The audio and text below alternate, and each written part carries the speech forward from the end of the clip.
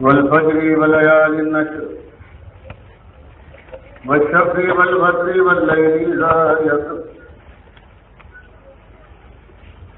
هل في ذلك قسم لذي حجر. یہ پروردگار عالم کا کلام ہے. یہ اس کتاب کی آیتیں ہیں جس کتاب کو عمر بن خطاب رضی اللہ تعالیٰ عنہ نے اٹھا کر نبی صلی اللہ علیہ وسلم کا پیغام سنایا تھا. وہ پیغام یہ تھا ان اللہ یرفع بہذا الکتاب اقواما ویضع بہ آخرین.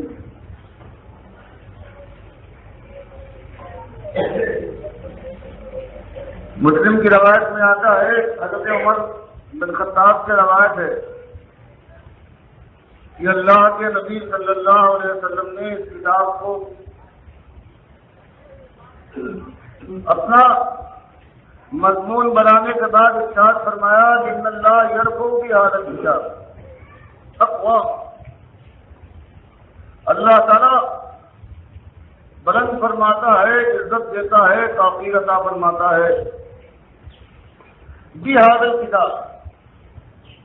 اس قرآن کے ذریعے، اس کتاب کے ذریعے سے اقوام قوموں کو اگر اس کتاب کی بات کو مان لیں،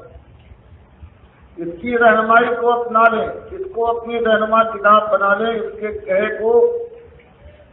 سمجھیں کہ ان کے لیے ان کا نوشتہ دیوار ہے، اور جس چیز سے یہ روکتی ہے اس سے رک جائیں. دنیا کی جو یہ حیثیت بیان کرتی ہے اس کو اپنے دل کے اندر جما لیں، اور آخرت کی جو قیمت ہے اس کے لیے سبقت کریں. موت کو اپنی نگاہ سے اوجھل نہ ہونے دیں، اور اپنے رسول کو اپنا مطاع بنائیں کہ جو وہ کریں گے وہی ہم مانیں گے. جس کو وہ حق کہہ دے وہ حق ہے، جس کو باطل ٹھہرا دے وہ باطل ہے. چاہے پوری دنیا گلے پھاڑ پھاڑ کر کہے کہ یہ حق ہے، لیکن باطل حق نہیں بن سکتا. اللہ تعالیٰ کے نبی صلی اللہ علیہ وسلم کی ایک بات وہ فیصلہ کن ہے، چاہے وہ کسی چیز کے حق میں ہو یا اس کے خلاف ہو.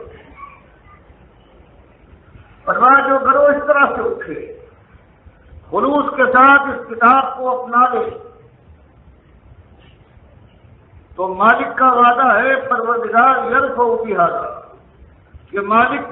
اس کتاب کی پیروی کرنے کے بعد وعدہ کرتا ہے کہ بلند فرمائے گا دنیا اور آخرت میں ان کے درجات کو. وہ دنیا میں سربراہ ہوں گے، کامران ٹھہریں گے، ان کی بات بات، ان کا چلن چلن ہوگا. ان کے سامنے باطل کا چراغ نظر چلے گا، اور یہاں سے جانے کے بعد جنت کی بادشاہی ان کی مہمان نوازی کے لیے اپنی گودے کھول دے گی. باقی رہے سرکش دنیا دار جو بات ماننے پر تیار نہیں ہے، جو اس کتاب کے پیغام کو سنے اور مسکرا دے، جو حق و باطل کے معیار ان کے سامنے آئے وہ کہے ہمیں پرواہ نہیں ہے، ہم اپنی کریں گے، دنیا کے ابھرتے ہوئے سورج کی پوجا ہوگی، باپ دادا کے عید کا خیال کریں گے،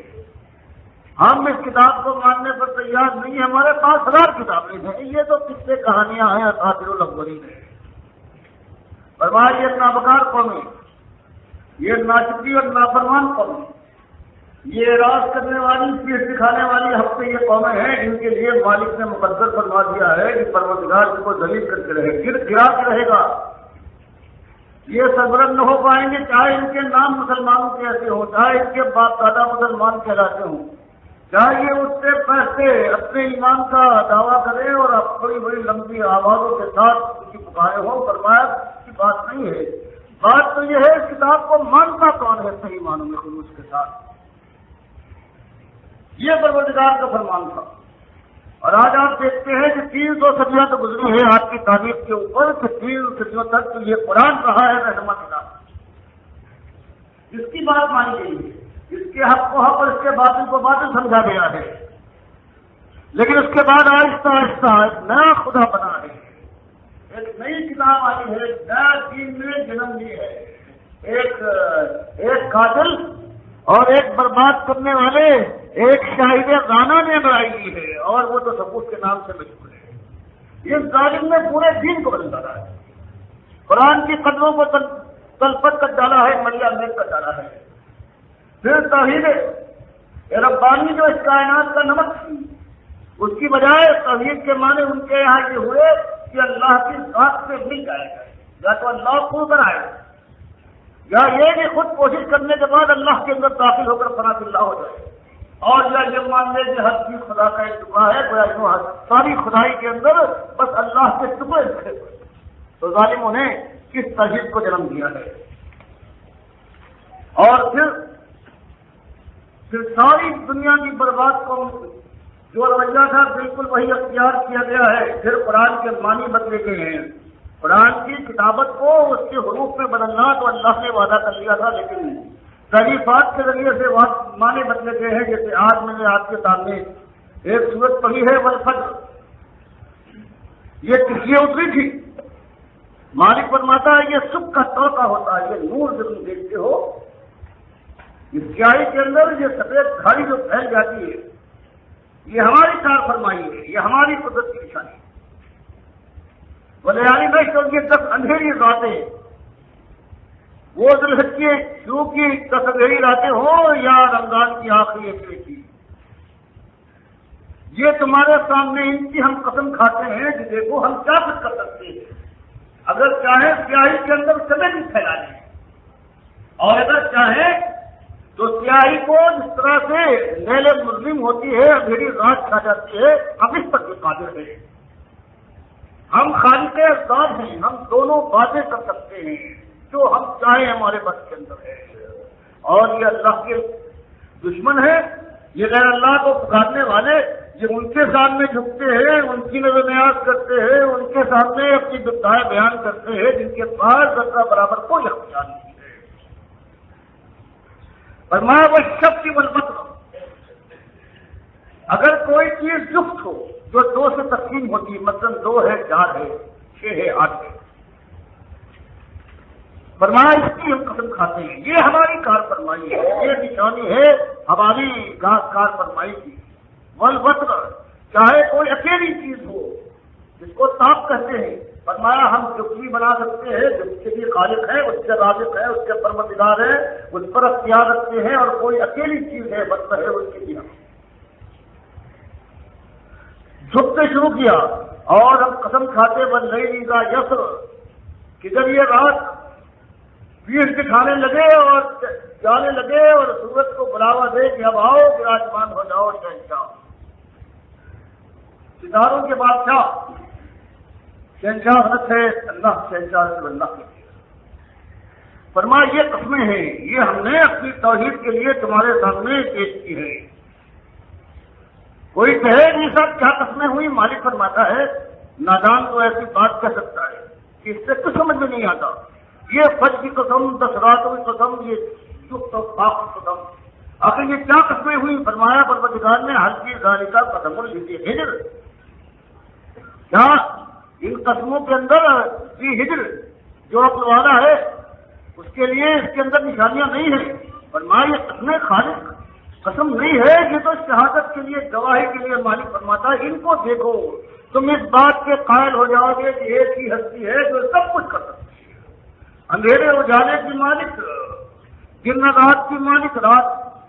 جب جانے لگے اس کے بعد جب دن نمودار ہو جائے تو صرف اس کی قدرت کا کرشمہ ہے، کوئی اور نہیں کر سکتا۔ تو یہ اللہ تعالیٰ نے یہ بتایا تھا توحید کی نشانی اس قدروں کو بھی، لیکن آج آپ جانتے ہیں نہیں، کچھ سال گزرے ہیں اس کے بعد یہ نیا دین جو آیا ہے، اللہ کی کتاب کا دشمن دین، نبی صلی اللہ علیہ وسلم کے بیان کے جو بالکل خلاف دین ہے، جب وہ آیا ہے اس کی تفسیر سن لیں۔ کہتے بل فجر، قسم ہے فجر کی، ولیال نشر، اور 10 راتوں کی۔ فرمایا فجر سے ابتدا ہوئی ہے، سمجھو اب یہ کویا تنگیب شروع ہوئی، ولیال نشر یعنی قسم ہے 10 راتوں کی، کہا گنو 10، اللہ نے متوجہ کر کے کہا کہ گنو 10 ہو گیا، 10 ایک، اس کے بعد وہ شب کہتے ہیں جفت کو، اور جفت کے کم سے کم 2 ہوتے ہیں تو 10 یہ ہوئے، اور شب مانے 2، 10 کو 2 میں جوڑو کیا ہوا 12۔ دیکھو 12 ربیع الاول نہیں نکلا اس سے، فرماتا ہے 12 ربیع الاول جو نکلا ہے۔ اگر عیسائیوں کے یہاں عیسیٰ علیہ السلام کا یوم پیدائش منایا گیا تو یہ جو آج مسلمان قوم ہے یہ پیچھے رہنے والی تھی۔ اس میں بھی 2 عیدیں تھیں، عید الاضحیٰ اور عید الفطر، اللہ نے اس کے رسول نے مقرر فرمائی۔ انہوں نے تیسری عید عید میلاد النبی نکالی اور دلیل قرآن سے لائے کہ دیکھو 10 راتوں کے بعد شب مانے 2، 10، 2، 12 تو 12 ربیع الاول کی عید، اور اس کے بعد وقت بنے فرمایا اس کو پھر 10 میں 1 جوڑ، 2 جوڑ کے 12 ہو گیا، اس کے بعد 10 میں 1 اور جوڑ 11 ہو گیا، تو یہ 11ویں شریف پہلے ربیع الاول اس کے بعد 11ویں شریف۔ یہ آپ نے دیکھا ہے اللہ نے اس کا تو وعدہ کیا ہے کہ میں اس کے اندر لفظی تحریف کو باقی نہیں رکھوں گا، لیکن مانوی تحریف آپ دیکھ رہے ہیں۔ اس کے بعد یہ عید آئی ہے آج، اس کے اندر ساری وہی رسمیں ہیں جو حضرت عیسیٰ کی یوم پیدائش کے دن یا جنم اشٹمی میں ہندوؤں کیا ہوتی، بالکل وہی ہے، ایک ہی چیز ہے، پیدائش کا وہی رنگ۔ اور پوچھا جائے کہ تم نے یہ رسم کیسے ایجاد کر لی؟ یہ نہ اللہ کے نبی صلی اللہ علیہ وسلم نے اپنے زمانے میں اپنی پیدائش کی سالگرہ منائی، نہ ان کی وفات کے بعد ان کے خلیفہ اول ابوبکر صدیق رضی اللہ تعالیٰ عنہ نے، نہ ان کے بعد حضرت عمر نے، نہ عثمان بن عفان رضی اللہ تعالیٰ عنہ نے، اور نہ علی رضی اللہ تعالیٰ عنہ نے، سارے صحابہ کرام نے، اس کے بعد تابعین، تبع تابعین جو اور گزرے ہیں ائمہ، جنہوں نے مسلمانوں کو تعلیم دی ہے قرآن و حدیث کی، کسی نے اس دن کو نہیں منایا، نہ مقرر کیا۔ تو آخر تم ایسا کیوں کر رہے ہو؟ کہتے حق کیا اس سے؟ اچھی بات ہے، پھر ان سے سوال کیجیے کہ وہ بری بات پھر کیا ہوتی ہے اس کو بدعت کرتے ہیں۔ آخر من آتا فی امرنا ھذا ما لیس منہ فہو رد۔ آخر حدیث کے معنی کیا ہے کہ جب اللہ کے رسول صلی اللہ علیہ وسلم، ان کے صحابہ، خلفائے راشدین، تابعین، تبع تابعین، سارے لوگ گزرے ہیں، انہوں نے اس کو حق نہیں سمجھا ہے، اس کو نہیں منایا ہے، اس میں خوبی نہیں دیکھی، تو اب یا تو کہہ دو کہ وہ نعوذ باللہ ان کو خیر کی شوق نہیں تھا، یہ نیک ان کو علم نہیں تھا، اور وہ محروم تھے اس خیر سے، اس مہینے کا جو خیر تھا اس سے محروم تھے، اور یہ جو ایک اللہ کے ثواب کی چیز تھی اسے نہیں کر پائے۔ اس طرح سے اللہ رسول پر صلی اللہ علیہ وسلم، ان کے ساتھیوں پر، تابعین، تبع تابعین اور سارے جو بزرگان گزرے ہیں صحیح معنوں میں توحیدی اور جو سنت کے پابند تھے، ان کے اوپر یہ ایسی نکیر ہے کہ ان کے لیے نہ ان کا علم پورا تھا اور نہ ان کے اندر وہ شوق جو دین کا ہونا چاہیے وہ باقی گئے ہیں۔ اور دیکھیں ہوگا کیا ہے، بڑی حد کی صحابہ کرام کا زمانہ آیا ہے، حضرت عمر خلیفہ ہے، خلیفہ ثانی، اب اس کے بعد پوری مملکت پھیل گئی ہے، ایران اور عراق، شام اور مصر، ہر طرف سے مملکت ہے۔ اب اس کے بعد پوری مملکت کا، اس دنیا کا پورا خیال کرنا ہے، 7 دن مقرر کرنا ہے، منصوب اس کے اندر بندوبست ہے، ساری کام ہوتے ہیں حکومت کا چلانا، اور مشکل پیش آنے لگی کہ آگے کا بات تو چل سکتی ہے، لیکن جو ہمارے پاس کوئی تقویم نہیں ہے، کوئی کیلنڈر نہیں ہے، کوئی ہمارے یہاں پر کوئی سن کا ہمارے پاس نہیں ہے، وہی قبل فیل جو واقعہ ہوا تھا رہا تھا، اس سے پہلے وہ دکھاتے تھے سن کا حساب عرب۔ ابو موسیٰ اشعری رضی اللہ تعالیٰ عنہ کوفے سے، وہ یہ اپنی پریشانی کا اظہار کرتے ہیں کہ امیر المومنین ہمیں سن اور تاریخ کا جب ذکر کرنا پڑتا ہے تو وہی مشکلات پیش آتی ہیں کہ کیا لکھے ہم، 4 سال کے بعد کوئی چیز آنے والی ہے تو ہم کیا لکھیں، 4 سال پہلے کوئی چیز ہو چکی ہے تو اس کے متعلق کیا سن ڈالیں۔ ہماری بھی جنتری ہونا چاہیے، ہمارا بھی کوئی فن ہونا چاہیے۔ یا عمر خطاب رضی اللہ تعالیٰ عنہ نے غور و فکر کے بعد ان کو لکھا کہ ہاں ہمارا بھی سن ہے اور ہمارا سن ہے، وہ ہمارا سن چلے گا۔ ہجرت اتنا بڑا واقعہ ہے کہ اللہ کے بندوں نے اللہ کے لیے اپنی جان اور مال، اپنے سامان، اپنے سارے روابط، اپنا خاندان، اپنے ماحول کو ترک دیا ہے اللہ کے لیے۔ مکے سے مدینے ہجرت کر گئے، یہ ایک دن ہے ہمارے ہاں، اور قوموں کے یہاں پیدائشوں کا معاملہ ہوتا ہے۔ عیسائیوں کے یہاں حضرت عیسیٰ کب پیدا ہوئے، یہودیوں کے یہاں حضرت موسیٰ اور حضرت عزیر کا ذکر ہے ان کی پیدائش کا، لیکن ہم پیدائش وغیرہ کو جنم اشٹمی ہم ماننے والے لوگ نہیں ہیں۔ ہم تو ایک ایسے بڑے واقعے سے اس کا ہم شروع کرتے ہیں کہ جو عظیم الشان واقعہ ہے قربانی کا، اللہ کے راہ میں اپنی جان لگا دینے کا جو معاملہ ہے، تو یہ ہمارا سن شروع ہوا ہے، یہ ہوا ہے ہجری سے، پیدائش سے نہیں ہوا۔ اگر پیدائش کی وہ وقت ہوتی جو غیر قوموں میں ہے تو اس کے بعد پھر پیدائش سے شروع کیا جاتا، تو پہلی ہجری جو ہوتی وہ ہوتی 53 سال کے بعد، ورنہ اس سے 53 سال پہلے آتا معاملہ۔ ہجری کا جو پہلی تاریخ ہے، پہلا سن ہے، وہ ہجرت کے بعد سے شروع ہوا ہے۔ کبھی صحابہ نے تابعین تبع تابعین کے ذہن و خیال میں بھی یہ بات نہیں تھی کہ یہ دن بھی کوئی ایسا منانے والا دن ہے کہ قوم جو مسلمان کہلائے گی وہ اس کو منائے گی۔ اسی لیے حضرت انس بن مالک کا قول ہے، یہ زمانہ بگڑتا گیا ہے، عالم یہ ہے صحابہ کرام اگر آج آ جائے 70-80 برس پر گزرے تھے تو وہ دیکھنے کے بعد سمجھیں گے کہ یہاں کوئی کافر اور مشرک قوم بچ رہی ہے، یہ وہ مومن نہیں ہے جو مسلمان صحیح معنوں میں صحابہ کرام۔ بہت سے لوگ غیر قومیں آ گئی تھیں اور اس کے اندر پھر وہ بات باقی نہیں رہی تھی، اور وہ اسی وجہ سے کہ ان کے رسوم، ان کی عادات شامل ہو گئے تھے۔ آج مسلمانوں کے اندر یہی حال ہوا ہے کہ قرآن و حدیث میں 2 عیدیں ہیں اور یہ تیسری عید منائی گئی ہے، بالکل عیسائیوں کی پیروی کرتے ہوئے، ہندوؤں کا منہ دیکھ کر جیسے انہوں نے سارا کچھ کیا ہے 10 دن کے لیے جو ان کے یہاں دشہرا تھا، تو مسلمانوں نے اسے عربی میں عاشورہ کہا ہے، اور وہی راون کی داستان یہاں پر دہرائی ہے۔ اسی طرح سے یہ ہے، ان کے یہاں بھی دیوالی ہوتی ہے 15 شعبان کو جو شب برات کرتے ہیں، بالکل وہی دیوالی ہے جو ہندوؤں کے یہاں ہوتی ہے، اور وہی عدل ہے جو وہاں ہوتا ہے، اور سب کچھ یہاں۔ آج تو یہ کہتے ہیں کہ اس میں سیرت کے جلسے ہو رہے ہیں برابر، سیرت کے جلسے ہمیشہ ہونا چاہیے، لیکن ان سیرت کے جلسوں میں آپ دیکھیں گے بس ایک وہ بات نہیں ہے جس بات کے لیے نبی صلی اللہ علیہ وسلم بھیجے گئے تھے۔ سیرت میں سب کچھ ہے،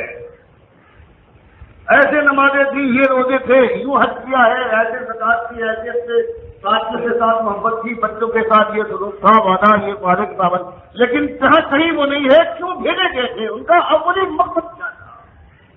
اللہ نے ان کو کیوں بھیجا، ان کی پوری زندگی کس چیز کی طرف بلاتے ہوئے گزری ہے، کہیں ذکر نہیں ہے پورے پاکستان کے اندر اس بات کا کہیں، اور لہک لہک کر دودھیں پڑھوا کر سب باتیں بیان کی جا رہی ہیں، لیکن ایک وہ بات نہیں جو اللہ نے فرمایا، جو لقد مالک فرماتا ہے، لقد ارسلنا لكل امة رسولا ان اعبدوا الله واجتنبوا الطاغوت۔ ایک بات کی جس نے انبیاء کو جس قوم میں جہاں بھی بھیجا ہے وہ ایک بات تھی جو انہوں نے دعوت دی ہے، ان اعبدوا اللہ، کہ ایک مسئلے کے لیے، اصلی جوہری مسئلے کے لیے میں بھیجا گیا ہوں۔ میری پکار یہ ہے کہ بندگی، پرستش، پوجا، اطاعت و فرما برداری، نظر و نیاز، پکارے، طواف اور سجدے، یہ خالص ایک ذات کے لیے وقت ہے، اور وہ ایک اکیلا مالک ہے، آسمانوں کا بلند کرنے والا اور زمین کا بچھانے والا۔ صرف یہی ایک بات نہیں بلکہ اس کے ساتھ ساتھ کہ اس کو اپنا آقا اکیلا مالک مانو، واجتنبوا الطاغوت، اور جن کی خدائیاں آج اس دنیا میں براجمان ہیں ان کے تختوں کو الٹ دو، ان سے اشتراک، جن سے تمہارا کوئی واسطہ نہیں ہے۔ یہ ایک دعوت تھی کہ اس بات توحید اور اس کار شرک مالک فرماتا ہے، وَلَقَدْ بَعَثْنَا فِي كُلِّ أُمَّةٍ رَسُولًا، کہ ہم نے جن امتوں میں جہاں جہاں بھیجا ہے امتوں کے اندر رسول ایک بات کے لیے آیا ہے، اصلی بات ان اعبدوا اللہ، کہ صرف اللہ کی بندگی اور توحید کو مانو، تابوت اور شرک کے مبتو۔ یہ بات آپ دیکھ جائے کسی تقریر میں کہیں بھی نہیں ہوگی جو اصلی بات ہے، جس کو جب نبی صلی اللہ علیہ وسلم نے جا کر پہلی مرتبہ بیان کیا ہے، صفا پر چڑھنے کے بعد اعلان کے ساتھ جب ججا بول اٹھا ہے، وہ ججا بول اٹھا ہے کہ جب اس نے یہ سنا تھا کہ میرے مرے ہوئے بھائی عبداللہ کے گھر میں اولاد پیدا ہوئی ہے، تو اسی وقت خوشی سے دیوانہ ہو کر اس نے سوئے دیا رضی اللہ تعالیٰ عنہ، جو بات کو ایمان لائی ہے ان کو آزاد کر دیا اس خوشی میں۔ وہی اس بات کو سننے کے بعد جب صفا کے ہاتھ میں آواز لگائی ہے تو اس نے کہا ہے آخر میں جب یہ بات آپ نے اس کے سامنے رکھی ہے تو اس نے کہا تبن لکا سائل یوم، تیرے دونوں ہاتھ ٹوٹ جائے، تم نے پورا دن خراب کر دیا۔ یہ بات تھی کہ راستے گلی میں نکلتے تھے، کوئی خواب پڑاتا ہے، کوئی منہ بناتا ہے، کوئی گالیاں دے رہا ہے، ساری خواتین جو کافر و مشرک ہیں جن کی اولادیں سعید اولادیں اللہ کے نبی صلی اللہ علیہ وسلم کے ساتھ شامل ہو گئی تھی، وہ خواتین ہیں گودے پھیلا پھیلا کر اللہ کے نبی صلی اللہ علیہ وسلم کو گالیاں دیتی تھی کہ اس نے ہمارے خاندان کو برباد کر دیا، ہمارے گوشت کو ناخن سے الگ کر دیا۔ ایسے دن بھی گزرے ہیں کہ اللہ کے نبی صلی اللہ علیہ وسلم جس طرف بھی گزرے ہیں لوگوں نے جو مل گیا ہے اس نے خواہ اڑائی ہے، کوئی بری بات نہیں ہے۔ مالک فرماتا ہے قرآن کے اندر کہ یہ لڑائی آپ سے نہیں ہے، آپ کو تو سمجھتے ہیں کہ آپ ان کے بہت ہی امانت دار، آپ صادق ہیں، امین ہیں، لیکن یہ ضرور ہماری بات کے دشمن ہے جو آپ لے کر گئے ہیں کہ اللہ اکیلا ہے اور پروردگار کی خدائی میں کوئی شریک اور ساتھی، کوئی صحیح چیز ہے، کوئی مشکل کجا اور صغیر اور دادا اور حق اور بندہ پرور اور قسمتیں بنانے والا، اناج سے گودوں کو بھرنے والا نہیں ہے، کسی کے لیے دد و نیاز سجدہ اور نہیں ہے، کسی سے صحیح معنوں میں دل سے خوف نہیں کھانا ہے۔ جو اللہ کا جو معاملہ ہے کہ مشکل اس کے لیے تمہارے دلوں کے اندر ایسی نرمی پیدا ہو جائے کہ آنکھیں پہ تمہارے ماتھے اس کے سامنے جھک جائے، یہ ایک ہی ہستی ہے۔ اس کے لیے یہ ایک ایسی بات تھی کہ قوم نے جب یہ سنا ہے کہا بس ایک ہی جو قرآن میں نہیں رہا تھا او بدل، مالک فرماتا ہے یہ ہماری دشمنی ہے، ہماری بات کی دشمن ہے، آپ کی دشمنی ہے۔ آپ سے کہتے ہیں کہ تم ہمارے بھائی ہو، گلے لگا لیں گے، تو ایک کام کرو، یہ قرآن جو ہے یہ تو ہمارے حضرات ہمارے باباؤں کے متعلق ایسی باتیں کہتا ہے کہ وہ مشرک و کافر تھے، جہنمی تھے، ان کا طریقہ غلط، اللہ کے وہ دشمن تھے۔ فرمایا بس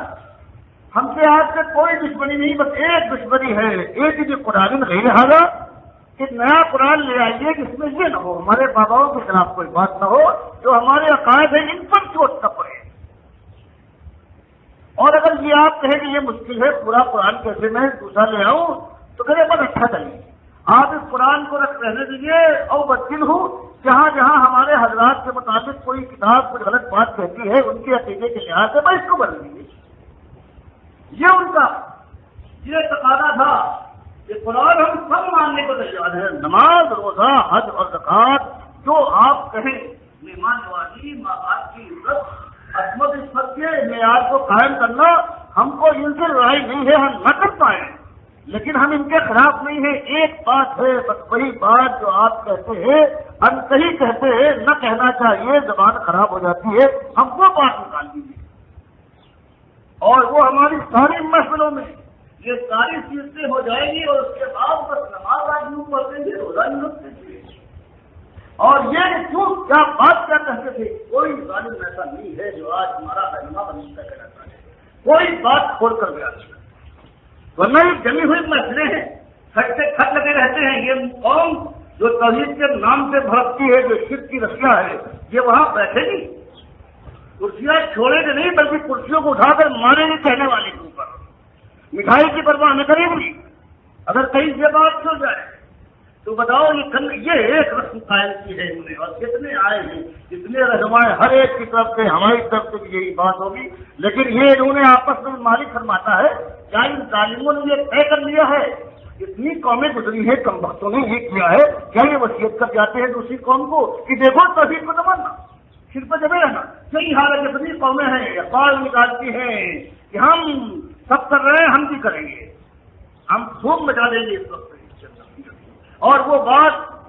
طے شدہ ہے ان کے اندر، کبھی وہ بات نہ کہیں گے کہ جو نبی صلی اللہ علیہ وسلم نے کہی ہے، جس کے اوپر مالک فرماتا ہے سورہ حج میں یہ کادونا یہ سونا فرمایا، جب ان کے سامنے یہ بات آتی ہے، جب اللہ تعالیٰ کی سورہ حج کے اندر آپ دیکھیے پروردگار کا بیان فرماتا ہے کہ ان کا ظالموں کا حال کیا ہے۔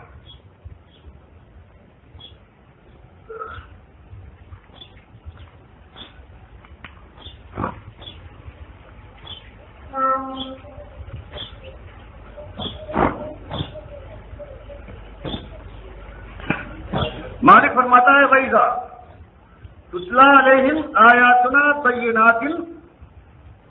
تَعْرِفُ فِي وُجُوهِ الَّذِينَ كَفَرُوا الْمُنكَرَ، کہ جب اذا تُتْلَىٰ عَلَيْهِمْ، جب ان لوگ کا مشرکوں پر پڑھی جاتی ہیں ہماری آیتیں بینات، کھلی بات بیان کرنے والی ہیں کہ تمہارا شرک کوئی بنیاد نہیں رکھتا، کائنات توحید پر قائم ہے، ہم نے اس کو بنایا ہے توحید کے لیے، جب کھلی کھلی باتیں ایک ایک انداز سے ان کو سمجھا دیا جاتا ہے تو فرمایا ہوتا کیا ہے؟ تعریفو، پڑھنے کے بعد پہچان لیں گے آپ کی وجوہ الذین کفروا، ان کافروں کے چہروں پر المنکر، ناپسندیدگی چیزوں کے ہنستے چہرے جس کو ان کی تن جاتی ہے۔ اور پھر یہی نہیں، یکادون، اور ایسا یستونا بالذین یتلون علیہم آیاتنا، اور قریب ہوتے ہیں کہ پھان پڑے ان کے اوپر جو ہماری آیتیں ان کو پسند سناتے ہیں، ایسا غصہ، یہ بات توحید کی بات ناقابل برداشت ہے۔ یہی آپ دیکھتے ہیں ہر جگہ کہیں توحید کی بات شرک کا رد آ جائے تو یہ قوم جو مشرکوں کی بڑی مشرک ہے، یہ کبھی قبول کرنے والی نہیں ہے، فوراً رد عمل ہوتا ہے۔ مالک فرماتا اچھا اتنی ناپسند ہے اللہ کی بات، کل کہیے تم بگڑتے ہو، تمہارے چہرے سرخ ہو جاتے ہیں، تمہارے آگ لگ جاتی ہے، فرمایا اس سے بڑی چیز بھی سن لو، کل ان سے کہیے افا انبئکم بشر من ذالکم، یہ جو تمہارے آگ لگی ہے کلیجے میں، کیا اس سے ایک بڑی بات بتاؤں گے؟ بڑی آگ کی ہے یہ تو یہاں لگ رہی ہے، اور وہ آگ کون سی ہے؟ النار، وہ جہنم کی بھڑکتی ہوئی آگ ہے، یہ تمہارا ٹھکانہ ہے، اور وہ ایسی چیز ہے وعدہ اللہ الذین کفروا، تمہارے ایسے کافروں سے اللہ نے اسی کا وعدہ کیا ہے، وبئس المصیر، ہاں وہ بدترین پلٹنے کی جگہ ہے، وہاں جاؤ گے تم، تو اس کا ذکر نہیں ہے، بینات نہ آنے پائیں توحید، اس کے لیے مالک فرماتا ہے وما خلقت الجن والانس الا لیعبدون، میں نے خالص توحید کے لیے، اپنی خالص اکیلی بندگی کے لیے اس کائنات کے اندر ان جنوں اور انسانوں کو پیدا کیا ہے، اور ان کی کوشش یہ ہے کہ ہر چیز آنا چاہیے۔ اور جب کبھی سورہ جن میں آتا ہے کہ ہمارا بندہ کھڑا ہوا ہے، اللہ کو پکار رہا ہے، پروردگار کی طرف بلا رہا ہے، اور ان کا حال یہ ہے کہ بجائے اس کو قبول کرے، اس کو سنے، ان ظالموں کا حال یہ ہے وَأَنَّهُ لَمَّا قَامَ عَبْدُ اللَّهِ يَدْعُوهُ كَادُوا يَكُونُونَ عَلَيْهِ لِبَدًا، فرمایا جب کبھی ہمارا وہ بندہ، ہمارا رسول توحید کی طرف بلانے کے لیے کھڑا ہوتا ہے، وَأَنَّهُ لَمَّا قَامَ، جب کھڑا ہو گیا عبد اللہ يَدْعُوهُ، اپنے مالک، اکیلے مالک کو پکارنے کے لیے، ان کے سامنے قرآن پڑھتا ہے، ان کو خیر کی طرف بلاتا ہے، تو کیا ہوگا؟ کادو یکونون علیہ لبدا، جھپٹ کر آتے ہیں کسی قاتل کو مخلوق کرنے، ہر طرف سے دوڑ کے چلو وہاں پر تقریر کرنے کھڑے ہوئے ہیں، چلو ان سے شور مچاؤ، لا تسمعوا لهذا القرآن، نہ سنو، اور اس کے اندر شور مچاؤ تاکہ تم ہی غالب ہو کے رہو۔ تو یہ ایک چیز جس کے لیے اللہ کے نبی صلی اللہ علیہ وسلم نے سب کچھ برداشت کیا۔ قرآن جس کا یوں نقشہ کھینچتا ہے، سورہ نون میں پروردگار عالم فرماتا ہے وہی یکاد الذین کفروا لیزلقونک بابصارہم لما سمعوا الذکر ویقولون انہ لمجنون وما هو الا ذکر للعالمین۔ مالک فرماتا ہے وہی یکاد الذین کفروا، یہ کافر جب آپ کی بات سنتے ہیں، قرآن کی طرف آپ ان کو بلاتے ہیں، لیزلقونک بابصارہم لما سمعوا الذکر، تم اپنی ایسی آنکھوں سے دیکھتے ہیں گویا اپنی آنکھوں کے ذریعے سے آپ کو ڈھکیلتے ہیں جب قرآن سنتے ہیں، اور کہتے ہیں یقولون انہ لمجنون، اور آپس میں کہتے ہیں جنون والا ہے، کیا بات سنتے ہو، دماغ خراب ہو گیا، ایسی بات۔ مالک فرماتا ہے چھوٹے ایمان، یہ تو ذکر ہے، یہ کہانی ہے، یہ اسی بات کی طرف تم بالا کر کے آئے ہو۔ انسانوں، جب اللہ نے پوچھا تھا الست بربکم، سب نے کہا تھا قالوا بلا۔ یہ قرآن اسی بات کو یاد دلاتا ہے کہ بات دینے کے بعد، قول و قرار کرنے کے بعد کہاں پلٹے جا رہے ہو، یاد کرو اپنا قول اور مالک کو اکیلا مالک مانو۔ اس طرح سے قرآن میں ہر جگہ یہ پھیلا ہوا ہے۔ ایک مسئلہ ہے کہ اللہ مالک اکیلا ہے، اس کی خدائی میں کوئی شریک و شہید نہیں ہے۔ یہ سارے بابا، یہ کاکا، یہ آستانے، یہ درگاہیں، یہ جھنڈے اور علم پسندیدہ نہیں ہے۔ ایک بات آپ دیکھ رہے ہیں، اسی ایک چیز کے اندر کہ پورا مہینہ گزر جائے گا، آپ دیکھیں گے کہ مسلمان قوم کا عالم یہ ہے کہ یہ مکہ بند یہ بنائے گئی، حرم بنائے گی، اس کی تمثیل بنائے گی تعزیے کے مقابلے میں، کہ دوسری فرقے کے اندر اگر ان کے اندر ان کا کھڑا بابا ہے جو اپنی انگلیوں کی گردش سے وہ چینی اور کاغذ کے ذریعے سے بناتے ہیں، تو ہم اس سے بڑی چیز کریں گے۔ ہم اس سے ایک بڑی چیز جس کے اندر کمرے ہوں، دروازے ہوں، ہم وہ بنائیں گے۔ آپ دیکھتے ہیں اسی کراچی کے اندر شروع ہو گیا ہے، کھانے کعبہ بنتا ہے، مسجد نبی بنتی ہے، پھر اس کے درشن کو یہ جاتے ہیں اور وہاں جانے کے بعد اس کے اوپر نظر و نیاز چڑھاتے ہیں۔ یہ وہ قوم ہے کہ ابھی اس کے ایمان کا جامع بھی پرانا بھی نہیں ہوا تھا، یہ بدل گئے۔ یہ وہ لوگ ہیں جیسے کہ عیسائیوں یہودیوں کے لیے ان کے پیغمبروں نے کہا ہے یہ تم ایسی دلہن ہو کہ جو تم نے پہلی رات کو اپنے شوہر سے دبا دی۔ یہ قوم ہے کہ چند دن گزرے تھے، 300 برس کے بعد پھر یہ ایسی بدلی ہے، اور آج آپ دیکھتے ہیں ان کے جلوس نکلیں گے 12 تاریخ، ان کی خواتین تو اس میں شامل ہوں گی، پھر ان کے میلادیں ہوں گی۔ ان کا عقیدہ ہوگا کہ اللہ کے نبی صلی اللہ علیہ وسلم کو معلوم ہو جاتا ہے، یا خود آپ کے سلام جب پڑھتے ہیں تو خود تشریف لے آتے ہیں۔ تو ایسی قوم دنیا کے پردے میں اس قدر شدید مشرک نہیں ہوگی کہ نبی صلی اللہ علیہ وسلم کو بھی اللہ کی ذات میں، اس کی صفات میں شریک ٹھہراتی ہے، اور اس کے بعد پھر ہزار جو اس کو مل جائے، کوئی پتھر بابا ہے، کوئی چھوٹے بابا ہے، کوئی لکڑی جنگل بابا ہے، ان کے ہر چیز جو چیز کوئی غیر معمولی تھی، کوئی یا یوں ہی کسی نے کہہ دیا کہ اس میں کوئی غیر معمولی پن ہے، وہ ان کی الوہیت میں داخل ہو گئی، اور وہ ایک بات یہ کہتے ہوئے شرماتے ہیں، ان کے پسینے چھوٹ جاتے ہیں۔ کبھی تاریخ کا ذکر آ جائے شرک کو رد کرنے کے لیے، تو کبھی آپ دیکھیں گے پورے اجتماع میں کسی ایک اجتماع میں وہ بات نہ سنیں گے جس کی وجہ سے عقبہ ابن ابی معیط، نبی صلی اللہ علیہ وسلم، بخاری کی روایت ہے کہ آپ نماز پڑھ رہے ہیں خانہ کعبہ میں، اور یہ سارے مشرکین سردار جمع ہیں، اور کہتے ہیں کہ آج کے بعد کچھ سائے ہوئے ان کو چھیڑیں۔ یہ جو ہمارے باپ دادا پر عیب لگاتے ہیں، کوئی ایسا ہوتا یہ گندگی جو ہے وہ لا کر ان کی اوجھڑی ان کی پیٹھ پر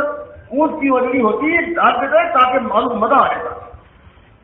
بخاری روایت کرتے ہیں کہ عقبہ ابن ابی معیط نے کہا کہ میں جاتا ہوں، میں نے دیکھا ہے ابھی ایک اونٹ دبا ہوا ہے، اس کی اوجھڑی پڑی ہوئی ہے، میں لاتا ہوں۔ وہ اٹھا کر لایا اور نبی صلی اللہ علیہ وسلم سجدے میں جب گئے تو اس کے بچے کو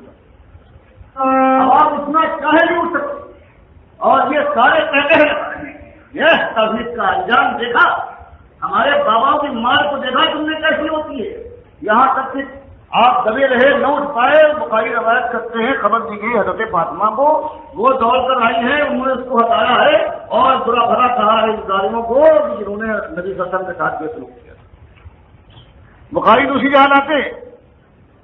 یہی عقبہ ابن ابی معیط ہے، دوسروں کے اکسائے پر یہ بھی سرکار ہے قریش کا۔ اسی ایک بات سے کہ مالک اکیلا ہے، اس کی خدائی میں کوئی شریک اور ساتھی نہیں ہے۔ اپنی چادر کو نبی صلی اللہ علیہ وسلم کے گردن میں ڈالتا ہے، بل دینے کے بعد اتنی زور سے کستا ہے کہ آپ کی آنکھیں نکل پڑتی ہیں۔ حضرت عمر ابوبکر پہنچتے ہیں اور وہ غصے میں آ کر دھکا دیتے ہیں، کہتے ہیں ظالم تقتلون رجلا ان یقول رضی اللہ، جب ایک جرم کے اوپر تم ہو رہا ہے، صرف ایک ہی جرم ہے، اور جرم یہ ہے کہ وہ کہتا ہے میرا رب ایک اکیلا اللہ ہے۔ تو یہ سارے جو آج سیرت کے جلسے کر رہے ہیں، کرو سیرت کے جلسے، چلو ایک ہی مہینے کرتے ہو، لیکن اس میں وہ بنیادی مسئلہ تو بیان کرو۔ وَلَقَدْ بَعَثْنَا فِي كُلِّ أُمَّةٍ رَسُولًا أَنِ اعْبُدُوا اللَّهَ وَاجْتَنِبُوا الطَّاغُوتَ، وہ مسئلہ بیان کرو، اس کے بعد اور سارے مسائل ہیں، لیکن تم اس مسئلے کو بالکل چھوڑ دو اور ساری باتیں بیان کرتے رہو تو یہ بہت بڑی قیامت ہے اور بہت بڑا فریب، وہی فریب ہے جو 10 صدیوں سے قوم کو دیا جا رہا ہے۔ تم بھی وہی فریب کار ہو، وہی پرانا جال لائے ہو، نیا جال لانے کی کوشش میں۔ پروردگار عالم کا حال یہ ہے کہ وہ اسی ایک کام کے لیے جب پوچھتے ہیں، حضرت جعفر طیار کو لایا جاتا ہے نجاشی کے دربار میں، حضرت عمرو بن العاص اپنے ساتھی کے ساتھ جا کر شکایت کرتے ہیں، یہ جو ہمارے بھگوڑے آ گئے ہیں آپ کے ملک میں پناہ لی ہے، یہ کم سمجھ، یہ اللہ لوگ ہیں، قوم کے دشمنی اختیار کی ہے، آپ واپس بھیج دیجیے۔ نجاشی رحمۃ اللہ علیہ نے بلایا ہے حضرت جعفر طیار نے، جو بات کہی ہے وہ یہ کہ بات کیا، ہم جائز تھے، ہم بتوں کو پوچھتے تھے، ہم چاند سورج کے پجاری تھے، ہم اپنے ہاتھ سے بناتے تھے اور اس کے سامنے بھیج جاتے تھے، یہ نبی آئے، انہوں نے ہم کو بتایا کہ مالک اکیلا ہے، اس کی خدائی میں کوئی شریک نہیں ہے، پھر ہم کو نماز کی اور ہم کو مکارم اخلاق کی تعلیم دی۔ یہی بات بخاری روایت کرتے ہیں۔ دوسری روایت ہے ان کی، ایک بتانا بدر الرحم، ان کی کتاب کی پہلی انما الاعمال بالنیات، اور دوسری روایت ہے، اور اس میں جو ابو سفیان ابن حرب رضی اللہ تعالیٰ عنہ اس وقت مسلمانوں کے بدترین دشمن تھے، صلح حدیبیہ کے بعد سے یہ معاملہ ہے۔ جب ہرقل، جس کو ہرقلیس کہتے ہیں، یہ جو قیصر تھا، اس کے پاس نبی صلی اللہ علیہ وسلم کا نامہ پہنچا ہے اور دعوت دی ہے آپ نے، اسلم تسلیما، ایمان لے آ تو بچ جائے گا، ورنہ تیرے اوپر تیرا اپنا وبال بھی ہوگا، اور پوری قوم کا جو سربراہ ہے تم نے حق کو ماننے سے انکار کیا ہے، پوری قوم کی ذمہ داری بھی تیرے اوپر آئے گی۔ اس کے دل میں کچھ خوبی تھی اور وہ توریت انجیل کا عالم تھا، کچھ جڑا ہے وہ، اس نے کہا لاؤ اس قوم کے آدمی کو پوچھے کوئی بات، ان کا معاملہ کیا ہے۔ تو ابو سفیان ابن حرب یہ تجارت کرنے گئے تھے، یہ مل گئے، اس نے پوچھا کہ دربار میں سب سے قریب جو شخص نبوت کا دعویٰ کرتا ہے اس کا کون ہے؟ ابو سفیان ابن حرب نے کہا کہ آپ نے جب دراصل میں دریافت کیا کہ یہ آخر دعوت کیا دیتے، ان کی اصلی بات کیا ہے، تو کہتے ہیں یہ اعلان کرتے ہیں کہ عبد اللہ ولا تشرکوا به شیئا واتقوا ما یقول آباؤکم، کہ ایک بات کہتے ہیں کہ اللہ اکیلے کی بندگی کرو، جن جن کو تم پوچھتے ہو ان کو چھوڑ دو، جو تمہارے باپ دادا کہتے تھے اس کی کوئی تفصیل نہیں ہے۔ تو یہ وہ ایک چیز ہے۔ حضرت معاذ کو نبی صلی اللہ علیہ وسلم بھیجتے یمن میں، کہتے ہیں سب سے پہلے کہتے ہیں جا رہے ہو تم اہل کتاب قوم میں، سب سے پہلے چیز ہے ان کو توحید کی طرف بلانا، اور یہ نمازیں کرواتے ہیں، یہ دعوت دین کرواتے ہیں، یہ اسلامی نظام رہے ہیں،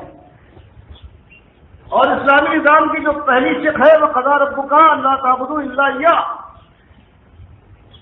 یہ مالک نے ہی کہا ہے خالص توحید ہوگی، شرک کا کوئی مقام نہیں ہوگا، اس کا کہیں ذکر کرے کا ذکر کے اور کہیں ان کے سامنے ذکر ہو جائے تو ایسے پریشان ہو جاتے ہیں کہیں ہم اس میں الجھ نہ جائے، ہماری راہ کوئی چیز نہ ہو جائے۔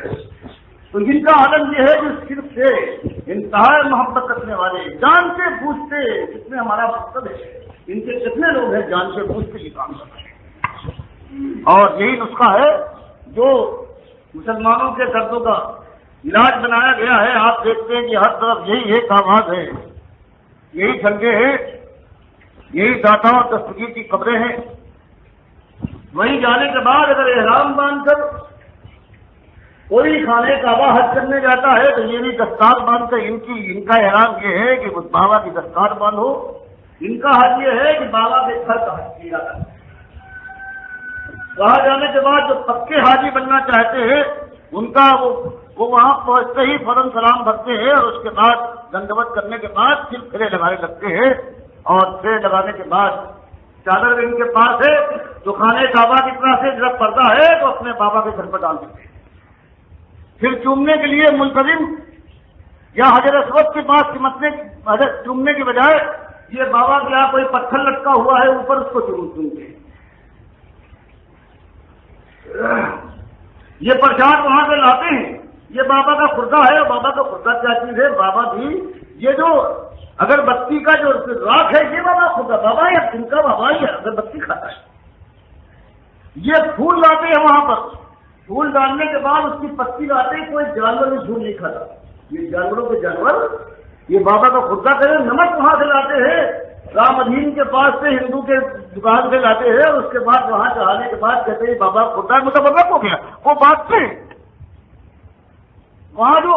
دھون کرتا ہے ابھی چڑھایا ہے ہماری قوم کے سب سے بڑے آدمی نے ابھی چڑھایا ہے. وہاں پر جا کے دھلائی ہوئی ہے چادر چڑھائی ہے پھول کی. ایک کیوں آتا ہے قوم کو مشرک قوم کو خوش کرنے کے لیے اسی کوشش میں رہتا ہے کہ شرک کے انتہا تک پہنچ جاؤ. ابھی آپ چند گزرے جو بھی آیا ہے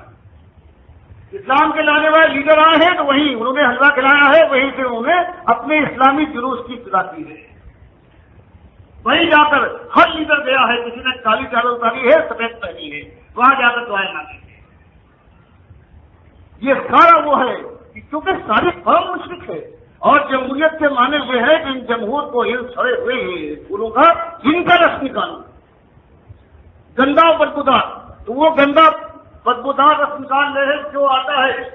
وہ یہی اللہ کے ساتھ غیر اللہ کو شریک ٹھہراتا ہے اور اس طرح کے اسلام کا نام دیتا ہے اور اس کے بعد اللہ کی غضب کو نوٹ دیتا ہے. تو یہ سارا کارخانہ ہے. یہ حیثیت وغیرہ کی کوئی جلد سے نہیں ہے. یہ خالی چالاکی یا تو نام نمود ہے یا کوئی سیاسی مقصد ہے. ورنہ اللہ کے نبی حسن سے کوئی تعلق ہوتا تو سب سے پہلے وہ چیز کہ جو طائف میں جو گزرنے کے بعد کے پتھراؤ کیا ہے لہو لہان ہو گئے ہیں وہ بات کہتے ہیں جس کی وجہ سے وہ مکے سے نکالے گئے ہیں جان کے ڈر رہے لوگ. وہ بات کہتے ہیں جن کی وجہ سے وہ پیٹ پر پتھر باندھے ہیں. وہ بات کہتے ہیں جس کی وجہ سے ان کا چچا ان کے بعد ان کا دست بازو ہے ان کی آنکھوں کے سامنے آیا ہے اس حالت میں کلیجہ اس کا نکلا ہوا ہے باہر چبانے کو. تو وہ بات اور تھی وہ سیرت اور یہ قائم ہے یہ باغی ہے یہ صرف پھیلانے والے مشرک ہیں. ان کے سردار ہیں اللہ کے غضب کو یہ قوم کے اوپر نازل کرنا چاہتے ہیں جن کی مائیں اور بہنیں 30-30 سال سے ہندوؤں اور سکھوں کے بستروں پر اولاد چل رہی ہے. چاہتے ہیں کہ اور کیا عورتیں ان کو کھینچ کے جائیں ہندو اور سکھ اور عیسائی. یہ وہ لوگ ہیں یہ اللہ کے راستے سے روکنے والے سب سے بڑے ظالم ہیں. یہ پروہت یہ پنڈت یہ پالے اللہ ان کو توفیق دے سمجھنے کی ورنہ پروردگار ان کے اوپر وہ عذاب نازل فرمائے کہ یہ سکھ بات ایک صاف بات کائنات کی ہے. وہ نامراد اس بات کو کبھی نہیں کہتے باقی ساری باتیں ہیں سوائے اس بات کی. تو یہ معاملہ یہ سارا کھیل ہو رہا ہے. یہ سارا سیرت کی ساری کانفرنسیں ہیں یہ خالی ایک ڈھونگ ہے. یہ اللہ کے ساتھ دشمنی ہے. توحید کے ساتھ پہلی بات بیان کرو ایک کافر اور مشرک کو نماز پڑھا کرو. جاہلی کرنے والا اگر حج کر دے گا تو حاصل پہلے ایمان ہے. ایمان کے بعد پھر معمولی عمل ہے اللہ اس کو پہاڑ کر دے گا. اور اگر ایمان نہ ہو تو مالک کے ساتھ فرماتا ہے 18 انبیاء کا نام لینے کے بعد منوع شرکو کہ بفرض محال اگر کہیں انہوں نے ایک شرک کر دیا ہوتا لحبط عنہم ما کانوا یعملون تو سارے ان کے اعمال جو انبیاء کے اعمال ہیں سب برباد ہو جاتے ہیں. کہیں مالک قرآن میں نبی حسن کو خطاب کرتا ہے سورہ زمر کے اندر لئن اشرکتا یہ ہمارے نبی اللہ کی 1000 لاکھ کروڑ اربوں رحمت نازل ہو اس نبی کے اوپر اس نے راہ دکھائی ہے، اس نے جنت کا راستہ دکھایا ہے، جہنم سے بچنے کا انداز بتایا ہے، جس نے سب کچھ اللہ کے لیے کتنی چوٹیں کھائی